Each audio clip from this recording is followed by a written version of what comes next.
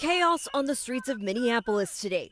This video showing a confrontation with federal agents escalating into a new deadly shooting, reigniting tensions in a city already on edge. The video capturing multiple gunshots being fired.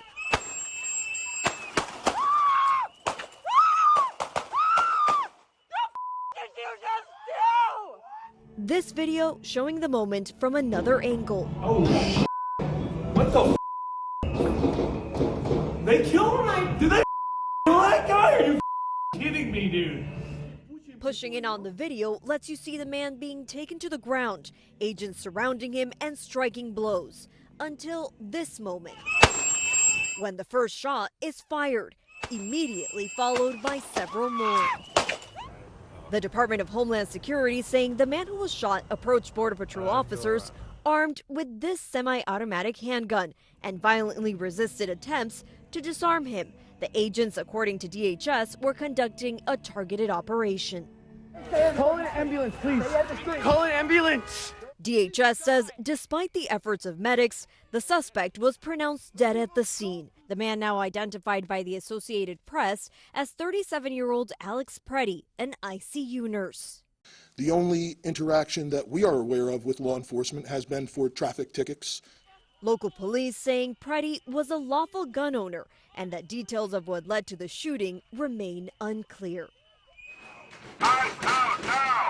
It was a tense sight today in the southern part of Minneapolis as protesters calling for ICE to leave built a makeshift barricade in the streets using dumpsters and furniture. Authorities launching flashbangs and tear gas trying to rein in the crowds. Reporters attempting to get close to the scene repeatedly forced to retreat. Haven't seen any tear gas deployment, but by the afternoon, video from overhead showing a city looking like an urban battlefield. People who were there today trying to make sense of it all. What is the end goal here?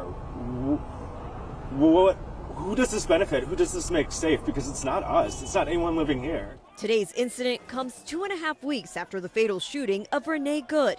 Last night, an FBI agent resigning over the investigation into that shooting after it focused more on the actions of Good and her partner than on the officer who shot Good, according to two people familiar with the decision.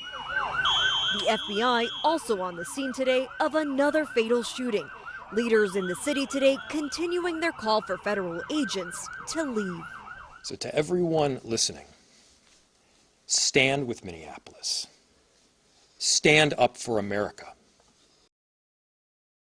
President Trump tonight slamming Minnesota's governor and the mayor of Minneapolis, accusing them of inciting insurrection with their rhetoric, while writing, "Let our ICE patriots do their job."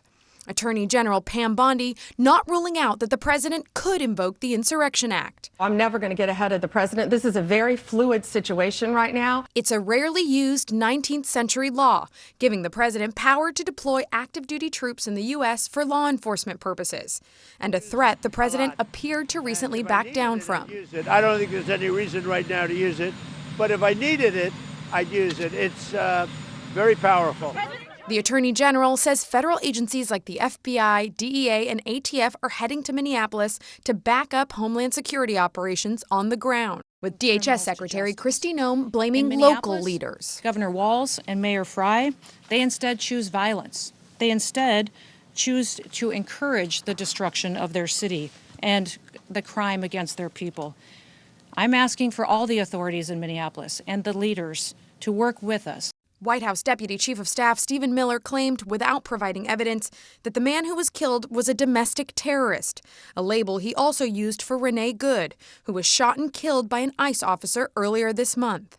In the wake of that shooting, a New York Times Siena poll out this week finding 63% disapprove of ICE's job performance, with 61% saying ICE tactics have gone too far.